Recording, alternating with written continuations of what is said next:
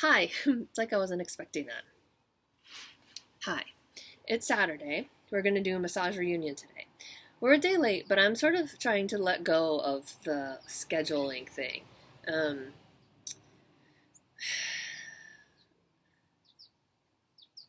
I'll try to do it Monday, Wednesday, and Friday. I promise I'll do it 3 times a week. It's weirdly hard to keep track of things, and I get all I get all sort of like twisted and tumbled in it. And I think that being uh like you know how when you're like caught in a twisty thing, like struggling just sometimes gets it tighter. That's what I think about my schedule. So um it's Saturday. It's time for massage reunion. um Today I would like to work on scalenes and the muscles around our larynx. Scalenes are one of the muscles that assist in deep inhalation. They do other things, but I'm thinking about how they help us bring air all the way into our lungs. SEM does too. We worked on that the other day. Um, and I'm thinking a lot about air these days and breathing and the way that we are all in the same air, which is scary right now in many ways, and we're and many valid ways, and beautiful also right now and always. Um, and particularly, I've been thinking about how we every mammal is required to breathe in every plant's out breath. Like we have to share breath with green things. We're designed to with that as a requirement, and and then and I think that's um, I like that. That's a good, like, I'm up for that. I'm up for having the requirement be that I breathe in the outbreath of this rhododendron, and that my outbreath be offered, to it as the substance uh, of its breathing. Um, and then also, I think it's kind of great how our lungs look like trees. Um, I mean, like if you were writing it as a book, if you were making it up, or if you were making a movie and you were like, I'm gonna have these creatures that are like plants and they're green and they'll be structured like this, and they will breathe out, oxygen, and then I'm gonna have these other creatures and they're gonna breathe in the oxygen that the green things breathe out, and the vessel, the outbreath of the plants, the vessel it will fill inside these other creatures will be shaped like them. You probably would be like, that's maybe a little bit like that's a little bit too like hammer on the head of the nail. Like maybe ease up on your metaphor there, but that's what it is. Our lungs are like trees. They branch and branch. You've seen lungs, pictures of lungs, and then at the ends of each, they're branches which with branches branching off of them, and then at the end of the branches there are like petal-like or leaf-like sacs that fill and like expand and contract like leaves on a tree. It's like summer and winter inside your body constantly. It's beautiful. It's beautiful. Let's just call a spade a spade. It's beautiful. Also, your lungs are gigantic. They start here at the top, like above your. Whoop, that's okay. We don't want that for. It's magnetic. We don't need to get into that. They start above your collarbone, like right at your top rib. So the tippy top of your lung is here, this far up, and then they expand when they're empty. The bottom of your lung sits kind of maybe in your, I don't know, fifth or sixth rib. But when they're full, the bottom of your lung expands all the way to your last rib. So at your full inhalation, your lungs go, they're this much of your body. So just think about that when you're trying to decide whether you're a solid. Like everyone knows that they're mostly liquid, but at deep inhalation, you're you're like, at least a quarter air. Okay. So, it's beautiful. It's science, but it's also sort of poetry and mysticism. And now we're going to work on our scaling. So you can see, so most of the time when I'm inhaling, I'm using my diaphragm and my intercostal muscles to pull, to sort of, from the bottom, force more space in, like empty out space in my body, force vacuums to occur inside my body. And then the vacuums are filled with air because I have this opening. So I force a vacuum and it fills in from the outside. And I mostly do that from below. But at deep inhalation, then I force the vacuum, and my body is like, oh, I want even more of a vacuum, so I start to force it from up high. And you can see that happen when I breathe. So here, I will stand on my knees. You can see it happen. So you can see that my breath goes, so there's exhalation, deep exhalation. And then it goes, rib cage, and then upper ribs. I don't know. I will just do the top part. Ready?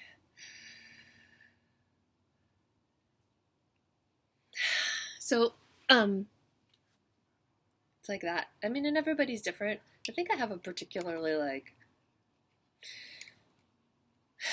I don't know what,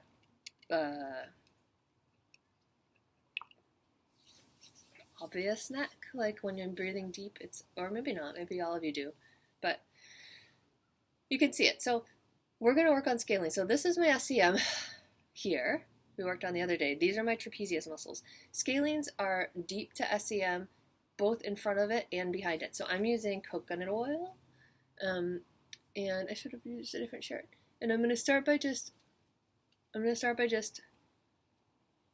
with the coconut oil, like here's my SCM. I'm going to just reach in front of it, deep to it, and find it's a flat, the muscle is flat, so you're probably not going to actually feel the muscle that much, but just if you reach in front of your SCM and then deep, just know, believe, trust that you're on the muscle. And you can, and you don't just have to trust it, you can actually feel, I mean, I can feel it. I can feel that is like, oh, actually can feel it like down into my body, like down into my ribs actually on this right side. Right side. So complicated on the right side of my body.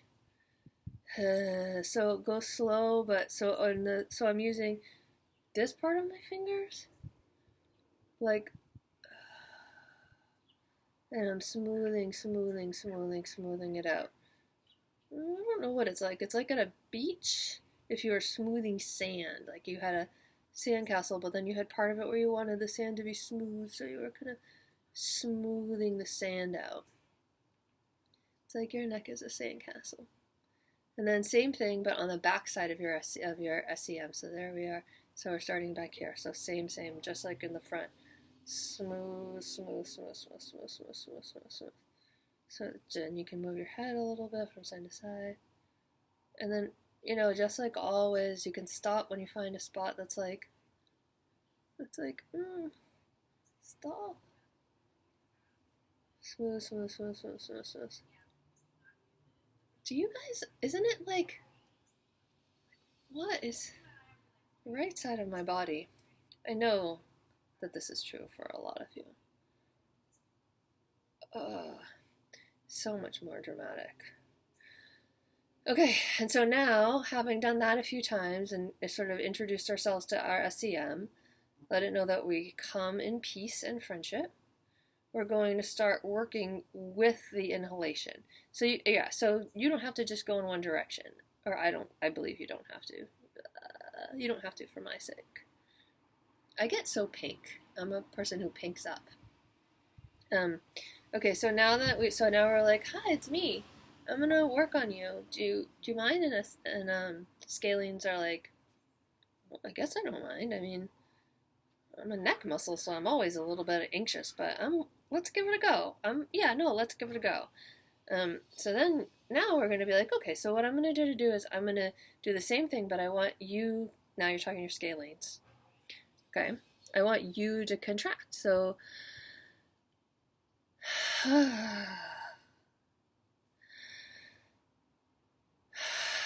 so you inhale all the way and you'll feel it contract at the top of your inhalation. And for that whole part, you're holding your fingers still, and then as you exhale, you're letting your fingers drop down. All the way down. And then the same in front of your SCM.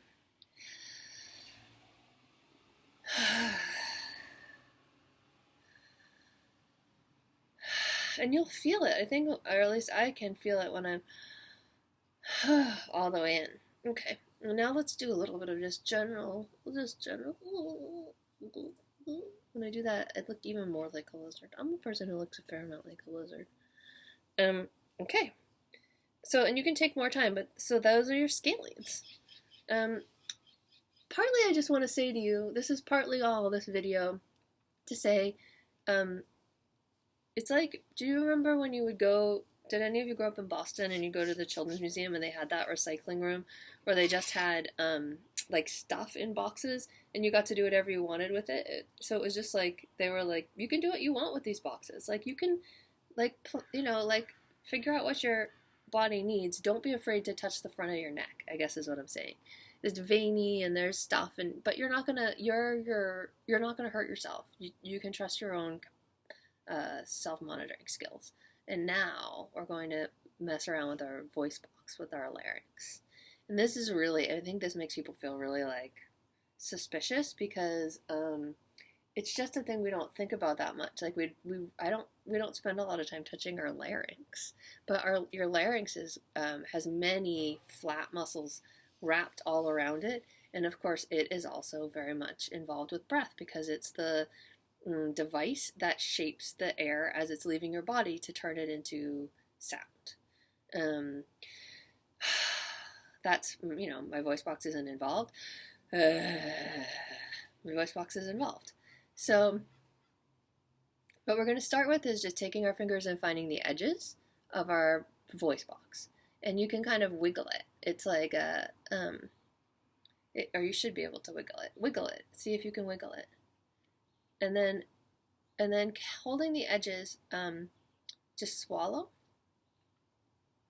So you can feel it move when you swallow. Because it kind of has to move up, you know, because it has to move up and helps block the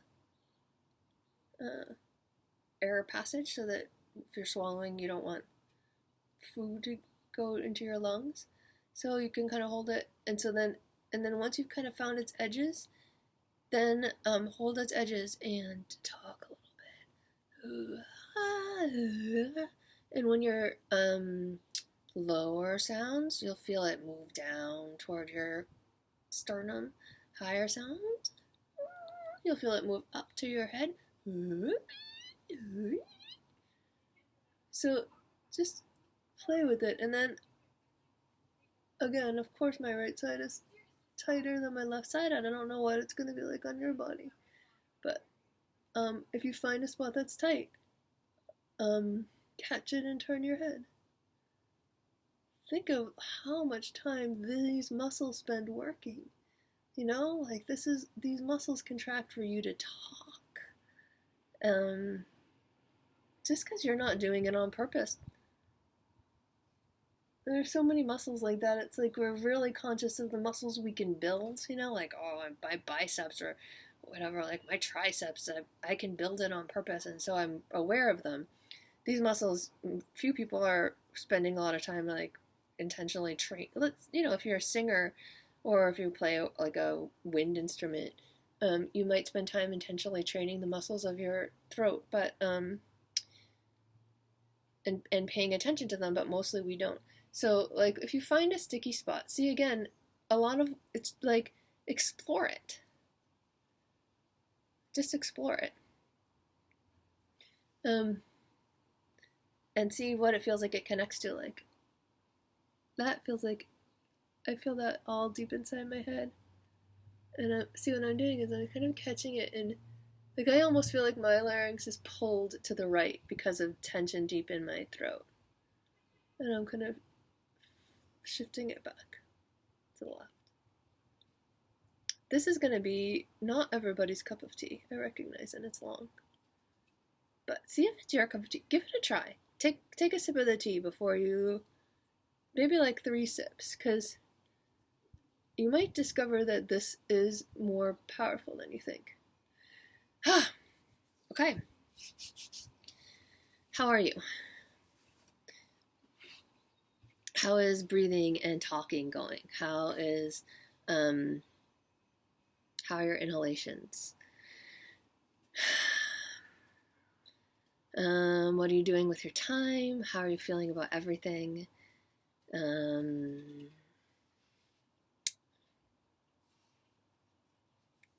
want to do something together?